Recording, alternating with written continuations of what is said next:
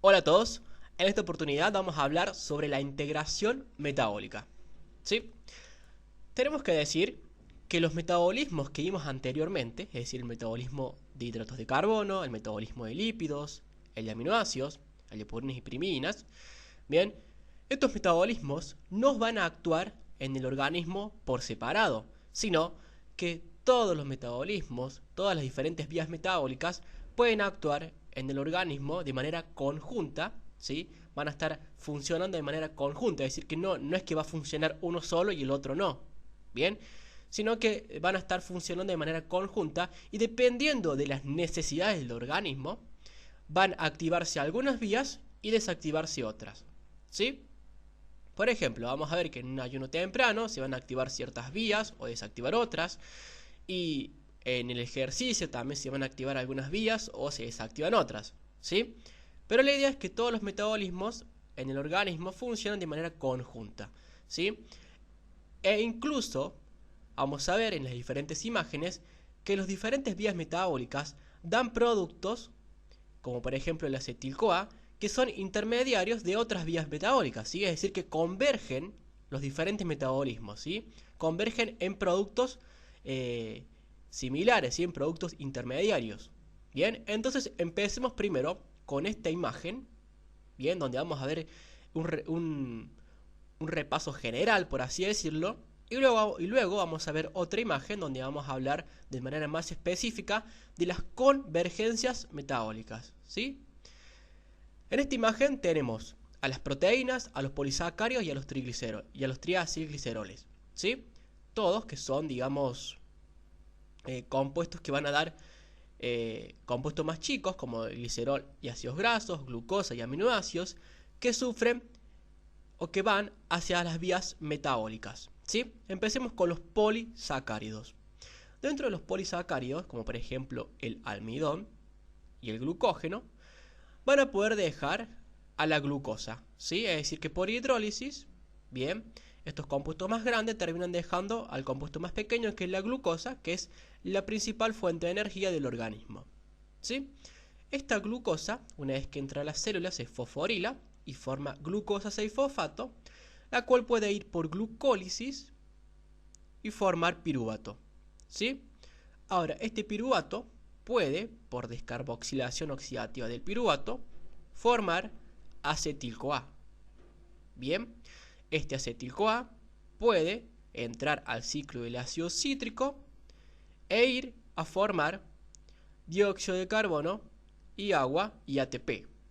Bien, ahora, si nos vamos con los triacilgliceroles, recordemos que eran escindidos por una lipasa, el cual terminaba dejando por un lado glicerol y por el otro ácidos grasos, ¿sí? Si tomamos el camino de los ácidos grasos, podemos decir que los ácidos grasos pueden sufrir la beta oxidación, que termina formando acetil-CoA. Este acetil-CoA entra nuevamente al ciclo del ácido cítrico para poder formar dióxido de carbono y agua y ATP, ¿sí? Pero también tenemos el glicerol, el cual este glicerol puede, por el metabolismo del glicerol, formar dihidroxiacetona-fosfato, la cual puede entrar a la glucólisis y formar piruvato. Si no se acuerdan del metabolismo del glicerol, acá se los pongo, ¿bien?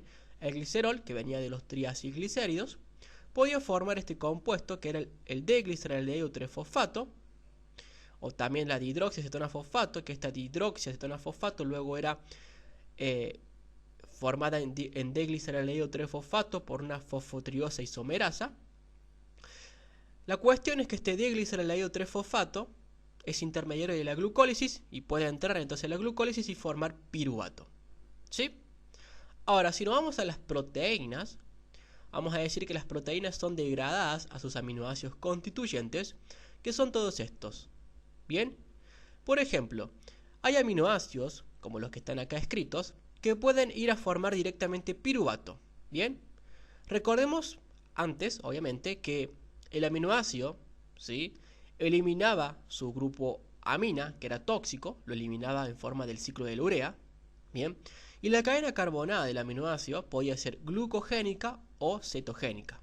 Bien, Entonces la cadena carbonada de los aminoácidos podría formar piruvato, algunos, bien, otros aminoácidos podrían llegar a formar acetil-CoA directamente, ¿sí?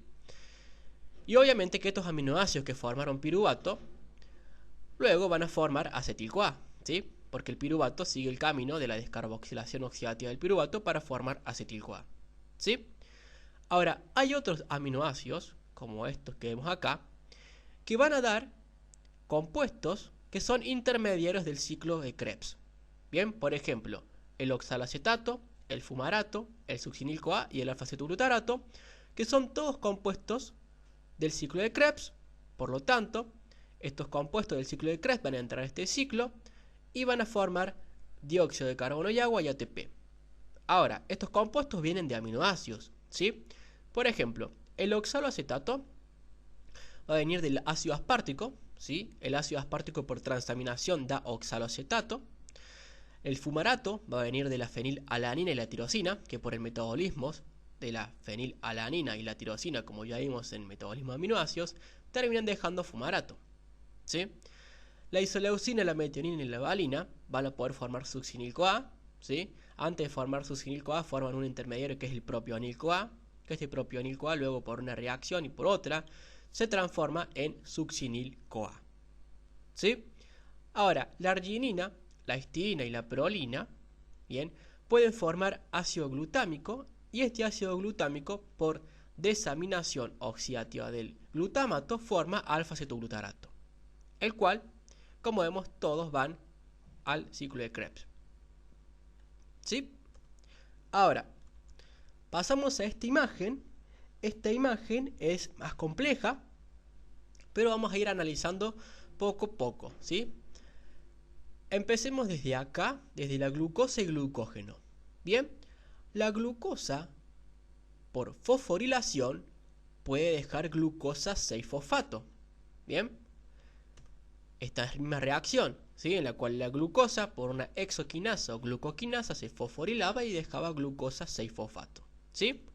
Ahora, como vemos, la flechita también está de glucosa 6-fosfato a glucosa. ¿Por qué? Porque de glucosa 6-fosfato a glucosa formaba parte de la glucogenolisis, ¿bien? En el hígado, ¿sí? De glucosa a glucógeno tenemos glucogenogénesis. Y de glucógeno a glucosa tenemos glucogenolisis. Entonces, de glucosa 6-fosfato a glucosa tenemos glucogenolisis, ¿sí? Acá tenemos a la glucosa 6-fosfato que por una fosfatasa dejó glucosa libre, ¿sí? Entonces de acá para allá glucogenolisis, de acá para acá fosforilación. Bien, ahora si partimos de glucógeno podemos ver que también por glucogenolisis el glucógeno puede dejar glucosa 6-fosfato. Bien, por ejemplo en el músculo, ¿sí? Partimos de glucógeno, por glucogenolisis dejamos glucosa 6-fosfato, ¿sí? Este es el esquema que vimos en glucogenogénesis y glucogenolisis. Dejamos esta glucosa 6-fosfato que a nivel del músculo, al no tener la enzima glucosa 6-fosfatasa, se queda como glucosa 6-fosfato para poder ser utilizada, por ejemplo, en la glucólisis, ¿sí? Ahora, como vemos, también está de glucosa 6-fosfato a glucógeno la flechita. ¿Por qué? Porque por glucogenogénesis la glucosa 6-fosfato puede formar glucógeno. Bien, acá tenemos una glucosa 6-fosfato, la cual por glucogenogénesis sufre las reacciones de la glucogenogénesis y puede formar glucógeno, ¿sí? Ahora, también esta glucosa 6-fosfato ya formada, bien, seguimos la flechita para abajo, puede formar piruvato. ¿Por qué vía? Por la vía de la glucólisis, ¿sí? Vamos a la glucólisis, esta es glucólisis, ¿sí? Y vemos que la glucosa sufría toda esta serie de reacciones que terminaban dejando esto que es el piruvato, ¿sí? Ahora, como vemos, también tenemos de piruvato a glucosa 6-fosfato, ¿sí? La flechita también va para allá. ¿Por qué? Porque por gluconeogénesis, el piruvato, que viene del lactato, puede formar glucosa 6-fosfato y luego glucosa, ¿sí? Por ejemplo, Esta es la gluconeogénesis, ¿bien? Acá tenemos al piruvato, entró por todas las reacciones de la gluconeogénesis y terminó dejando glucosa 6-fosfato, que por una fosfatasa puede liberar glucosa, ¿sí? Ahora, nos hacemos un parante acá, porque el piruvato tiene muchas vías, que la vamos a analizar más detenidamente, y nos vamos primero por este lado, ¿sí? Por el vía de las pentosas, ¿bien? La glucosa 6-fosfato, como sabíamos, puede entrar a la glucólisis a formar piruvato, o también puede entrar a la vía de las pentosas para formar diversos componentes, ¿bien? ¿Qué son estos? ¿Sí? Esta es la vía de la pentosa fosfato. La glucosa entraba, ¿bien? La glucosa 6-fosfato, y terminaba dejando compuestos, ¿bien? Como por ejemplo la ribulosa 5-fosfato, que formaba ribosa 5-fosfato, importante para la síntesis de nucleótidos, y diferentes componentes que formaban parte o que terminaban formando intermediarios de la glucólisis, ¿sí? Pero lo importante de esta vía de la pentosa era esto, ¿bien? Si recuerdan, eran que esta vía de la pentosa formaba mucho NAD-fosfato reducido, el cual este NAD-fosfato reducido era importante para la síntesis de ¿qué? De ácidos grasos, ¿sí? Entonces acá hacemos otra interconexión de las vías de las pentosas que produce NAD-fosfato reducido para poder sintetizar ácidos grasos, ¿sí? Acá les puse AGS, significa que los ácidos grasos son sintetizados por el complejo multienzimático, como ya vimos, que es la ácido graso sintasa, ¿sí? Que sintetiza ácidos grasos. Ahora podemos sacar también otra flechita de este NAD-fosfato y decir que es importante para poder sintetizar colesterol, ¿sí? Eso con respecto a la vía de las pentosas. Bien, ahora, si agarramos ahora estos triglicéridos, bien, recordemos que los triglicéridos formaban parte de los lípidos, ¿sí? Y cuando los escindíamos, lo hidrolizábamos estos triglicéridos, terminábamos dejando glicerol y ácidos grasos.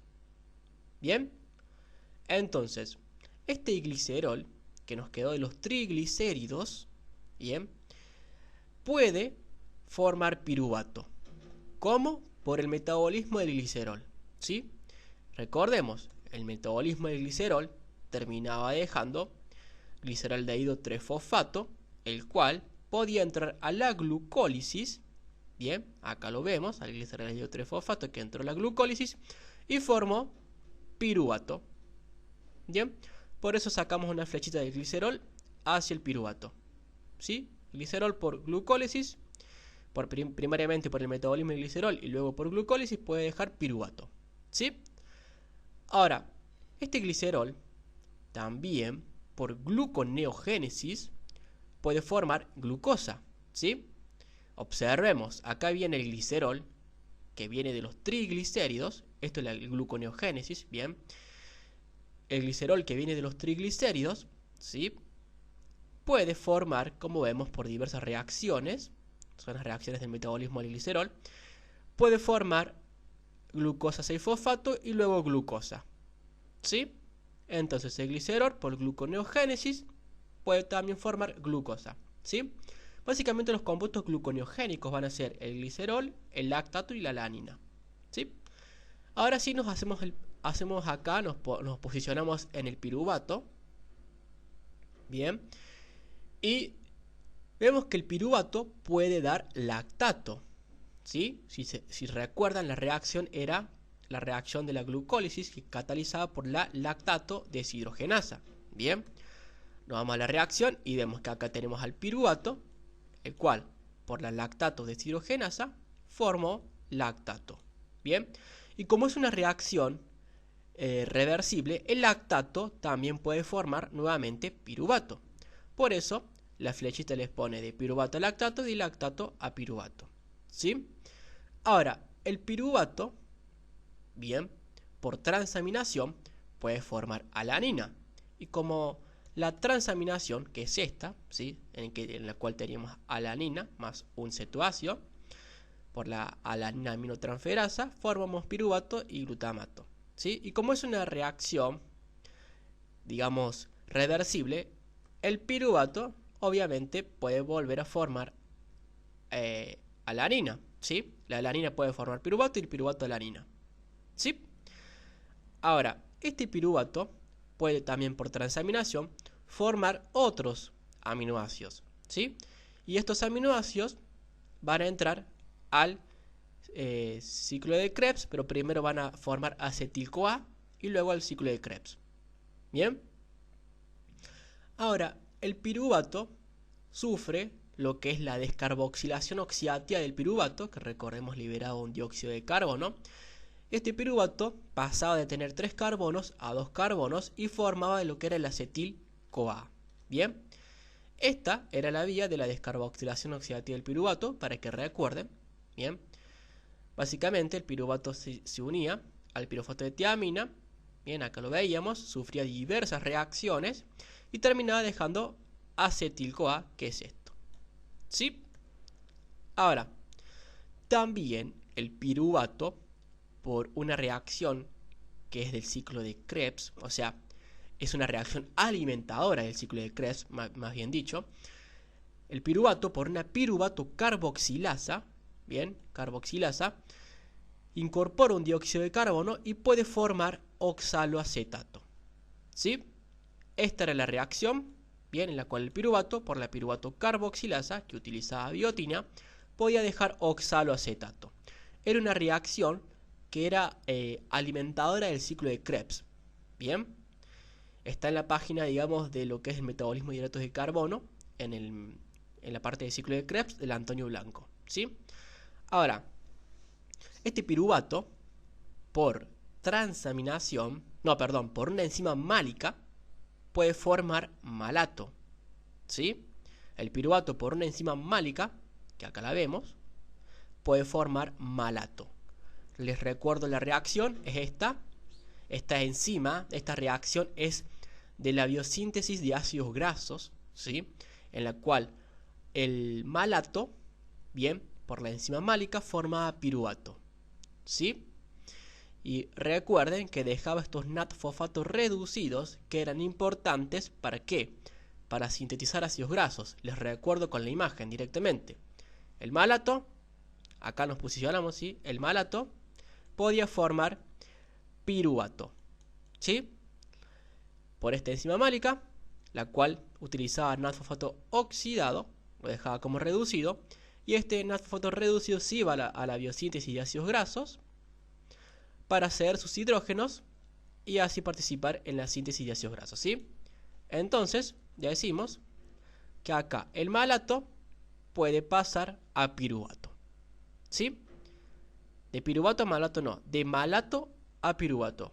Bien, ahora nos vamos con el acetil-CoA. Vamos a ver qué caminos puede tomar este acetil-CoA. ¿Sí? El primer camino que vemos que toma el acetil-CoA es este. Bien, vemos que la flechita va de acetil-CoA a ácidos grasos. Y esto es obvio, el acetil-CoA, recuerden que era importante para poder sintetizar ácidos grasos. Bien, básicamente por el complejo ácido graso sintasa, ¿sí? Que se sintetizaba a partir de acetil-CoA. Bien, también recuerden el malonil-CoA, es decir, ingresaba malonil-CoA y también acetil-CoA, que eran condensados y sufrían series de reacciones que terminaban agregando o sintetizando ácidos grasos, ¿sí? Saturados. Ahora, vemos que de los ácidos grasos, que vinieron de los triacilgliceroles, bien, que fueron escindidos en glicerol y ácidos grasos, vemos que de los ácidos grasos podemos formar acetil-CoA, bien, porque tenemos la flechita de acá para acá también. Y esto es simple, ¿sí? Porque los ácidos grasos pueden sufrir beta-oxidación, bien, y formar acetil-CoA. Si nos vamos a la beta-oxidación, es esta, bien, en la cual teníamos el ácido graso activado y terminaba formando acetil-CoA, ¿sí? Entonces, de ácidos grasos a acetil-CoA por beta-oxidación. Ahora, de acetil-CoA podemos pasar a colesterol, ¿sí? Y recuerden que los acetil-CoA eran importantes para sintetizar colesterol. Bien, Si nos vamos a las reacciones del colesterol, acá tenemos la primera en la cual participa el acetil-CoA. Bien, recordemos que pasa por una serie de reacciones, que ya las vimos, todas estas también, bien, que terminaban formando escualeno, y finalmente pasamos de escualeno a colesterol. Bien, entonces de acetil-CoA a colesterol. Bien, ahora, este acetil-CoA también era importante para sintetizar cuerpos cetónicos, ¿sí? La acetona, el beta-hidroxibutirato, etc. ¿Sí? Y ahora, estos cuerpos cetónicos, que eran producidos a nivel del hígado, recordemos que decíamos que el hígado no los podía utilizar. Los iba a utilizar, por ejemplo, el músculo. Bien, entonces vemos que la flechita está de acetil-CoA a cuerpos cetónicos, es decir, de síntesis de cuerpos cetónicos. Pero también vemos que la flechita va de cuerpos cetónicos a acetil-CoA. ¿Por qué? Porque los cuerpos cetónicos, cuando son utilizados a nivel del músculo, forman o terminan formando acetil-CoA. ¿Sí? Por eso acá les puse utilización de cuerpos cetónicos. ¿Bien? Básicamente iría de cuerpos cetónicos hacia acetil-CoA. ¿Bien? Ahora, este acetil-CoA, bueno, si no les quedó bien claro esta parte de cuerpos cetónicos, voy a repetirlo igual porque siempre confunde. El acetil-CoA se utiliza para sintetizar cuerpos cetónicos, ¿sí? Y los cuerpos cetónicos que son sintetizados en el hígado son utilizados en el músculo, ¿bien? Y estos cuerpos cetónicos sufren una serie de reacciones que terminan formando a nivel del músculo, por ejemplo, acetil-CoA, ¿sí? Que luego va hacia el ciclo de Krebs, ¿bien? La finalidad del acetil-CoA es entrar a esto, que es el ciclo del ácido cítrico o el ciclo de Krebs, ¿sí? Ahora, vemos que acá tenemos diferentes intermediarios de lo que es el ciclo del ácido cítrico, ¿sí? Pero nos vamos a ir primero acá, a los aminoácidos, ¿sí? Que provienen de proteínas. Los aminoácidos, bien, como sabemos, tienen que perder su grupo amina, ¿sí? Y este grupo amina se pierde en forma de amoníaco, que es esto que es el NH3, y este amoníaco ingresa al ciclo de la urea preferentemente. ¿Para qué? Para, digamos, eliminarse, ¿sí? Porque esto es tóxico. Bien. Ahora, hay aminoácidos como por ejemplo el glutamato que pueden dar intermediarios del ciclo de Krebs, ¿sí? El glutamato, por desaminación del glutamato, puede formar alfa-cetoglutarato, que es un intermediario del ciclo de Krebs. Bien. Vemos que la flechita está de glutamato a alfa-cetoglutarato. Pero también la flechita está de alfa-cetoglutarato a glutamato. ¿Por qué? Por lo siguiente. Esta es la primera reacción en la cual pasamos de glutamato a alfa-cetoglutarato. Es decir, de acá para allá, ¿sí? Pero también la reacción podía pasar de alfa-cetoglutarato a glutamato, que es la que vemos acá abajo. Esta misma, ¿sí? En la cual participaba la misma enzima, pero utilizaba otra coenzima. Bien, recuerden que en vez de utilizar el NAT oxidado, que se utiliza para pasar de glutamato a alfa-cetoglutarato, en esta reacción utilizamos NAT fosfato, ¿sí? NAT fosfato reducido, y lo dejamos como NAT fosfato oxidado, ¿sí? Y en cambio acá usamos solamente el NAT, ¿sí? Oxidado, y lo dejamos como NAT reducido. Pero acá utilizamos NAT fosfato. Bien. Por eso la flechita también está de alfa-cetoglutarato a glutamato, ¿sí? También podemos dar ciertos aminoácidos, pueden dar succinato. Y hay otros aminoácidos que, por ejemplo, pueden dar lo que es el fumarato, ¿sí? Recordemos, los aminoácidos eran la tirosina y la fenilalanina, ¿sí? El metabolismo de la fenilalanina, que terminaba dando tirosina, que pasaba por una serie de reacciones que terminaban dejando el fumarato, ¿sí? Este mismo. Bien. Ahora, nos posicionamos en el ciclo de la urea, ¿sí? En el ciclo de la urea había una relación con el ciclo del ácido cítrico, no sé si recuerdan. Básicamente, el ciclo de la urea, en una reacción catalizada por la argininosuccinasa, terminaba dejando fumarato por un lado, bien, y arginina por el otro, ¿sí? Básicamente esta es la reacción. Es básicamente la reacción de la escisión del argininosuccinato, bien, en la cual por la argininosuccinasa, esta enzima termina dejando por un lado arginina y por el otro fumarato. Este fumarato entra al ciclo de Krebs, bien, como lo vemos acá, ¿sí? Acá en la imagen también lo vemos, el fumarato entrando, sale de acá de los ciclos de urea y entra al ciclo de Krebs. Y era importante porque podía formar malato y que este malato luego formaba oxaloacetato. Y que por esta malato deshidrogenasa nos quedaba este NAD reducido que iba hacia la cadena de transporte de electrones y formaba ATP, formaba específicamente obviamente 3 ATP. Y que estos 3 ATP nos servía como para compensar las 4 uniones fosfato que utilizaba el ciclo de la urea, ¿sí? Las 4 uniones fosfato que utilizaba el ciclo de urea. Bien, para eso nos servía básicamente estos 3 ATP. Bien, si recordamos un poco el metabolismo de aminoácidos. Ahora, ya vimos esta interconexión. Ahora también podemos decir que el oxaloacetato, este que está acá, es un intermediario del ciclo de Krebs, por transaminación puede formar aspartato. Bien, y obviamente el aspartato por transaminación puede formar oxaloacetato, ¿sí? Es decir que la flechita va de oxaloacetato a aspartato y de aspartato a oxaloacetato. Bien, ahora el aspartato, bien, como sabemos, entra al ciclo de la urea como un alimentador. Bien, ya les voy a mostrar la imagen, pero primero veamos que este aspartato, que puede venir de la transaminación, ¿sí?, de oxaloacetato, puede ir este aspartato hacia la biosíntesis de pirimidinas. Bien, nos recordamos un poco, ¿sí? Teníamos esto que era la biosíntesis de pirimidinas. Esta obviamente está sintetizada porque faltan algunas reacciones, pero quiero que vean la reacción de carbamila fosfato a carbamila aspartato. Acá ingresaba un aspartato, bien, acá ingresaba el aspartato en esta reacción, y por la aspartato transcarbamilasa formaba carbamilaspartato a partir de carbamilfosfato y aspartato. Bien, por eso les ponen que este aspartato puede ir hacia la biosíntesis de pirimidinas. Bien, y acá les puse que la enzima es la aspartato transcarbamilasa, ¿sí? Ahora, este aspartato, como dije, también entraba a lo que es el ciclo de la urea, ¿sí? Recordamos, el aspartato, acá mismo, bien, producido por las reacciones en la cual salía el fumarato, ¿sí? El aspartato, por transaminación, que sufría la transaminación del oxaloacetato, que acá la vemos, oxaloacetato transaminación.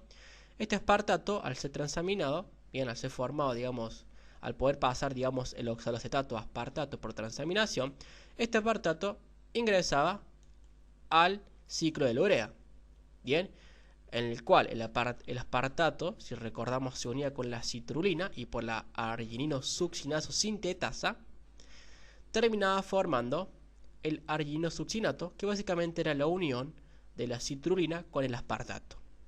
Bien, ahora, entonces, en síntesis, esto sería un poco de las convergencias metabólicas que pueden existir en los diferentes metabolismos, ¿sí? Obviamente que siempre se pueden escapar algunos que otras convergencias, ¿sí? Pero básicamente, si les llegan a preguntar sobre convergencias metabólicas, que es muy dudoso que les pregunten, ustedes siempre tendrían que poder llegar a partir del piruvato y del acetil-CoA, bien, que son, digamos, los más importantes intermediarios metabólicos, ¿sí?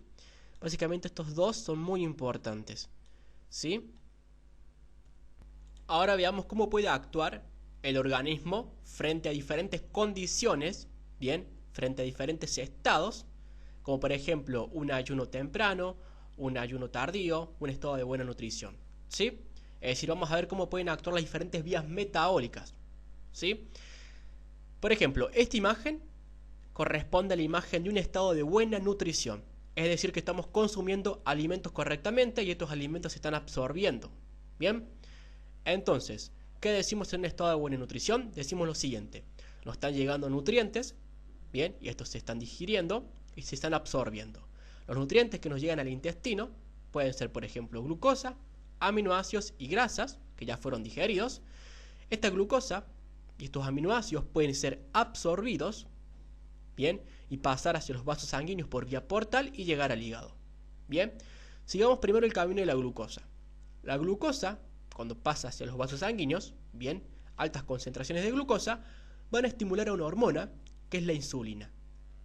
La insulina es una hormona que es liberada por el páncreas, ¿sí? El páncreas libera esta insulina en respuesta a los aumentos de glucosa. Y esta insulina básicamente lo que hace es meter a la glucosa adentro de las células, ¿sí? Es decir, la glucosa que anda por la sangre, gracias a la insulina, puede pasar hacia adentro de las células. ¿Bien? Ahora, esta glucosa, una vez dentro de la célula, en este caso la célula hepática, el hepatocito, esta glucosa puede directamente, por glucólisis, formar piruvato, y este piruvato, por descarboxilación oxidativa, puede directamente formar acetil-CoA, el cual este acetil-CoA puede ingresar al ciclo del ácido cítrico, al ciclo de Krebs, y dejar sus equivalentes de reducción y producir ATP en la cadena de transporte de electrones. Bien, pero el exceso de glucosa, como decimos que estamos en un estado de buena nutrición, el exceso de glucosa, que no sufre la glucólisis, va a ir a formar glucógeno, ¿sí? A nivel del propio hígado, ¿sí? Es decir, que la glucosa se va a ir formando, es decir, va a ir formando o se va a ir almacenando en forma de glucógeno. Bien, entonces la vía que se activa en un estado de buena nutrición es la glucógenogénesis, ¿sí? Ahora, como decimos, también tenemos glucosa en sangre, bien, porque estamos en un estado de buena nutrición. Esta glucosa que pasa hacia la sangre, que está en la sangre, directamente es utilizada por el cerebro, porque el cerebro utiliza principalmente glucosa como fuente de energía. Bien, esta glucosa también puede ir hacia el tejido adiposo y como estamos en estado de buena nutrición, esta glucosa se va a almacenar en forma de triacilglicéridos. ¿Cómo lo va a hacer? De la siguiente manera. La insulina es una hormona, bien, que va a activar a un transportador GLUT4 que está en los adipocitos. Este transportador GLUT4 hace que ingrese la glucosa desde la sangre hacia los adipocitos, y esta glucosa dentro del adipocito sufría lo siguiente. Como recordemos, esta es la imagen de la digestión de lípidos. Bien, la glucosa, bien, nos centremos acá. La glucosa que viene por sangre, es decir, esta, bien, esta glucosa que viene por sangre entra al tejido adiposo, entra al adipocito y sufre glucólisis. La glucólisis terminaba dejando dihidroxiacetona-fosfato, que luego, por una enzima que ya vimos, terminaba formando gliceraldehído 3-fosfato. Este compuesto se unía con los ácidos grasos y formaba el triacilglicérido que se almacenaba. Básicamente así se almacena la glucosa. Bien, el exceso de glucosa se almacena acá en los triacilglicéridos, ¿sí? Siempre y cuando estemos en un estado de buena nutrición y haya exceso de glucosa. Bien, ahora también la glucosa obviamente se va a ir a almacenar en forma de glucógeno a nivel del músculo, ¿sí? O va a poder ser utilizada también a nivel del músculo. Bien, ahora nos vamos con, ya visto la glucosa, nos vamos con los aminoácidos. Los aminoácidos que son absorbidos y pasan al vaso sanguíneo e ingresan al hígado, estos aminoácidos, como estamos en un estado de buena nutrición, preferentemente van a ser utilizados para la síntesis de proteínas. Bien, ya sean diferentes proteínas, pueden ser que sean enzimas de las diferentes vías metabólicas o proteínas que tengan diferentes funcionalidades, ¿sí? Pero también los aminoácidos, como sabemos, pueden sufrir desaminación, ¿sí? Perdemos el grupo amino en forma de lo que es el amoníaco, y que este amoníaco, al ser tóxico, tiene que ser convertido en urea por la síntesis de la urea. Y esta urea, como sabemos, que se sintetiza en el hígado, sale del hígado y se elimina por orina, ¿sí? También los aminoácidos, como vemos, forman los alfa-cetoácidos, ¿sí? Ya vistos también en el metabolismo de aminoácidos.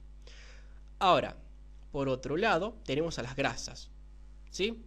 Recordemos que los ésteres de colesterol o los triacilglicéridos eran escindidos, bien, a ácidos grasos o a diferentes compuestos que ya vimos en la digestión de lípidos.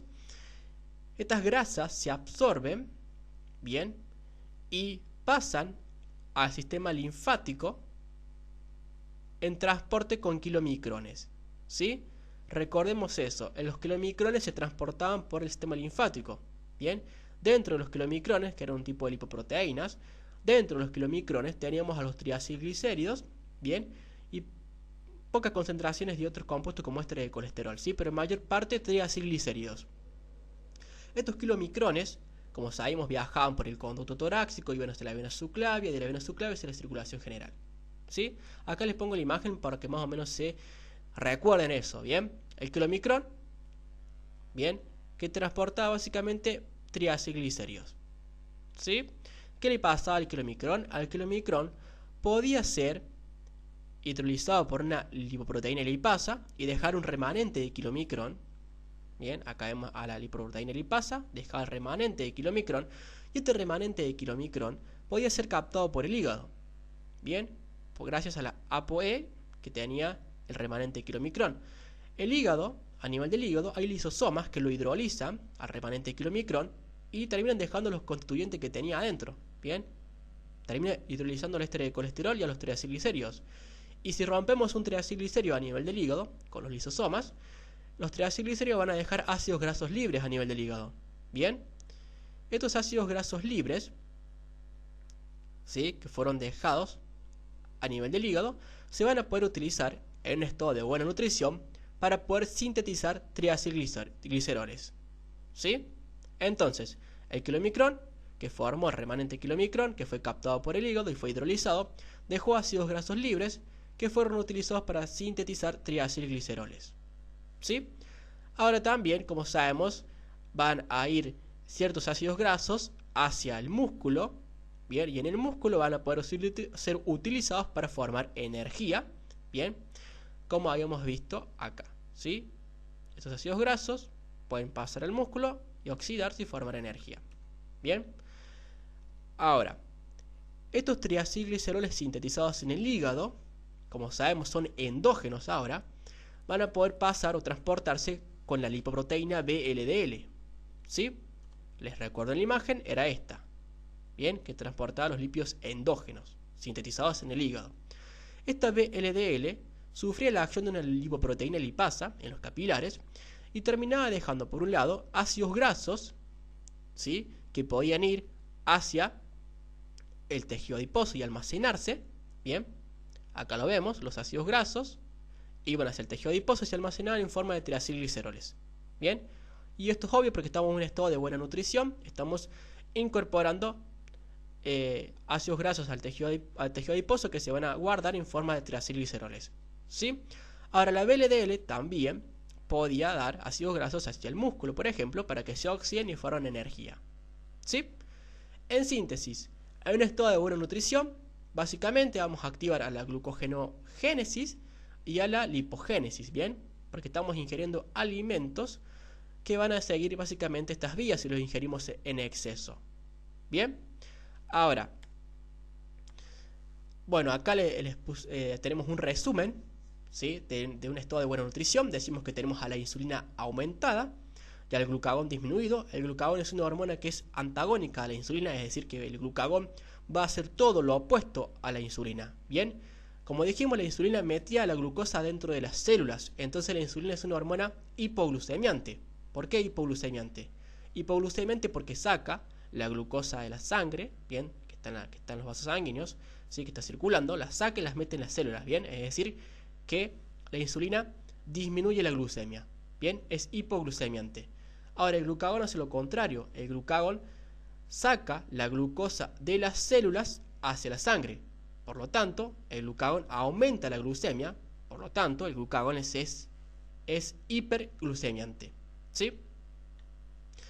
Ahora, decimos que dentro de este estado de buena nutrición vamos a tener un elevado transporte de glucosa al tejido adiposo y muscular, como ya vimos, ¿sí?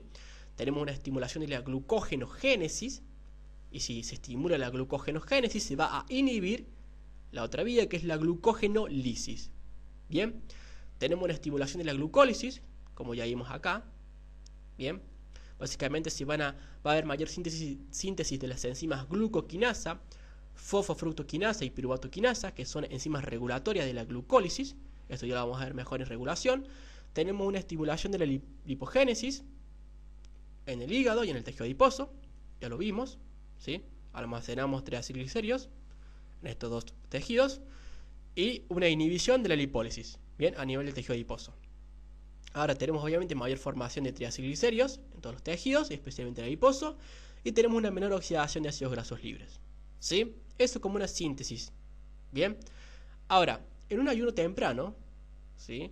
Básicamente un ayuno temprano es un estado, digamos, fisiológico, porque un ayuno temprano lo hacemos constantemente. Por ejemplo, cuando nos vamos a dormir y no comemos nada durante 4 horas, por ejemplo, 6 horas, estamos en un ayuno temprano, ¿sí? Veamos qué sucede en un ayuno temprano. En un ayuno temprano, obviamente como estamos en ayuno, no va a ingresar, ¿sí?, ningún alimento hacia el intestino, bien, no se absorbe nada. Entonces, en un ayuno temprano, la primera hormona que se va a activar es el glucagón, ¿sí? Como dijimos, el glucagón es hiperglucemiante. Es decir, que el glucagón va a activar las vías que tiendan a sacar glucosa hacia la sangre o que tiendan a formar glucosa. ¿Bien? Ahora, el glucagón lo que hace es activar la glucogenólisis a nivel del hígado, ¿bien? Es decir, que vamos a romper glucógeno para dejar glucosa, ¿bien? Porque nos está haciendo falta, porque tenemos bajas concentraciones de glucosa en sangre, ¿bien? Esta glucosa, que fue formada gracias a la hidrólisis de glucógeno, esta glucosa va a poder salir hacia la sangre y va a ir hacia el cerebro, obviamente, porque el cerebro utiliza siempre primordialmente glucosa como combustible. También va a poder pasar la glucosa de la sangre hacia el músculo, hacia los eritrocitos, básicamente hacia las diferentes regiones del cuerpo para poder realizar sus funciones que necesite, ¿sí? Por ejemplo, si pasa a los eritrocitos o al músculo, sabemos que por glucólisis puede formar lactato, y que el lactato puede volver al hígado, ¿sí?, por sangre, y formar glucosa a través de la gluconeogénesis, ¿sí? Lo mismo, la alanina. La alanina también es otro compuesto gluconeogénico que puede ir hacia el hígado y por gluconeogénesis formar glucosa, ¿sí? Veamos esto mejor de la alanina. La glucosa, bien, que sale hacia la sangre, hacia el músculo, la glucosa sufre glucólisis y forma piruvato. Bien, lo vemos acá con esta imagen que básicamente es el ciclo alanina-glucosa. La glucosa, bien, que salió del hígado, este de acá, ¿sí?, que salió del hígado, fue hacia la sangre, bien, hacia la circulación, ¿sí?, pasó hacia la circulación, y dentro del músculo la glucosa sufrió glucólisis, que terminó dejando piruvato, bien, acá mismo. Este piruvato, por una transaminación, forma alanina, ¿sí?, a nivel del músculo. Esta alanina va a salir hacia la circulación, bien, acá la vemos, está en la circulación, y va a ir hacia el hígado, entra en el hígado, bien. La alanina adentro del hígado sufre nuevamente una transaminación que termina formando piruvato, y este piruvato a nivel del hígado, por gluconeogénesis, termina formando nuevamente glucosa. Y esta glucosa puede volver a salir del hígado hacia la circulación e ir al músculo y volver a sufrir los mismos procesos, bien. Básicamente esto es el ciclo alanina-glucosa, ¿sí? Ahora, como vemos, en un ayuno temprano, bien, todavía no se activó la lipólisis, bien, no hay lipólisis, bien, es decir que el tejido adiposo está intacto, ¿sí? ¿Por qué? Porque estamos utilizando básicamente o primariamente la glucogenólisis y la gluconeogénesis para poder proveer glucosa adecuadamente, ¿sí? Pero el tejido adiposo todavía no está activo, bien, no hay lipólisis, ¿sí?, en este ayuno temprano, ¿sí?, en un ayuno temprano. Bien, ahora veamos qué pasa en un ayuno tardío, ¿sí? En un ayuno tardío, básicamente, como vemos, tampoco nos ingresa nada, porque estamos en un ayuno tardío. Un ayuno tardío corresponde básicamente a 12 horas o más, o mucho más, sin comer, ¿bien? Y después entramos en un estado de inanición. Pero básicamente más de 12 horas sin comer, bien, sin ingerir nada, estamos en un ayuno casi tardío, ¿sí? Lo que se activa es igualmente que en un ayuno temprano se activa el glucagón, bien, que es secretado por el páncreas. Como sabemos, este glucagón es hiperglucemiante, ¿sí? Va a tender a la formación de glucosa o a hacer sacar glucosa de las células de la sangre. Pero como sabemos, ahora en un ayuno tardío ya se nos acabaron lo que son las reservas de glucógeno, bien. Entonces tenemos que proveer o tener que formar glucosa a través de otros compuestos. ¿Cuáles van a ser estos compuestos? Van a ser las grasas y las proteínas. Bien, en el caso de las proteínas van a formar, como sabemos, o al ser hidrolizadas van a dejar sus aminoácidos constituyentes, los cuales por gluconeogénesis, estos aminoácidos, pueden formar glucosa, ¿sí? Recordemos a los aminoácidos glucogénicos, ¿bien? Forman glucosa y esta glucosa puede, o tendría, o debe salir del hígado e ir hacia el cerebro primordialmente para poder producir la energía que el cerebro necesite, ¿sí? O que necesita. Bien, ahora, las grasas, ¿sí? Al sufrir lipólisis, bien, van a dejar ácidos grasos por un lado y el glicerol por el otro. El glicerol, bien, es un compuesto gluconeogénico, bien. Tanto el glicerol como la alanina y el lactato son los principales componentes gluconeogénicos. El glicerol va a entrar al hígado, bien, y dentro del hígado el glicerol por gluconeogénesis va a poder producir glucosa. Que esta glucosa va a ir, por ejemplo, hacia el cerebro a proveer energía, bien, porque estamos en un ayuno tardío. Ahora, la grasa también dejó ácidos grasos. Estos ácidos grasos van a poder ser utilizados por el propio músculo para producir energía, bien. O bien, estos ácidos grasos pueden ir hacia el hígado y en el hígado se van a formar los cuerpos cetónicos, ¿sí? Como por ejemplo la acetona, etc. Estos cuerpos cetónicos van a poder ser utilizados por el cerebro para producir energía, ¿bien? Entonces, el cerebro en estas condiciones de ayuno tardío también puede utilizar estos cuerpos cetónicos para producir energía, ¿bien? Ahora, los cuerpos cetónicos, como sabíamos, también pueden ser utilizados por el músculo para producir energía. Y acá básicamente la imagen les muestra lo que les dije anteriormente, es que el hígado produce los cuerpos cetónicos, pero no los utiliza, sino que los utilizan otros tejidos, como por ejemplo el cerebro y el músculo, ¿sí? Ahora, el propio músculo también va a catabolizar sus propias proteínas, ¿sí? Va a hidrolizar sus propias proteínas en aminoácidos constituyentes. Estos aminoácidos, bien, por ejemplo la alanina, que puede llegar a salir hacia la circulación, y por gluconeogénesis la alanina va a formar glucosa. Bien, igualmente el lactato, ¿sí? El lactato a nivel como vimos anteriormente, a nivel del hígado, por gluconeogénesis forma glucosa.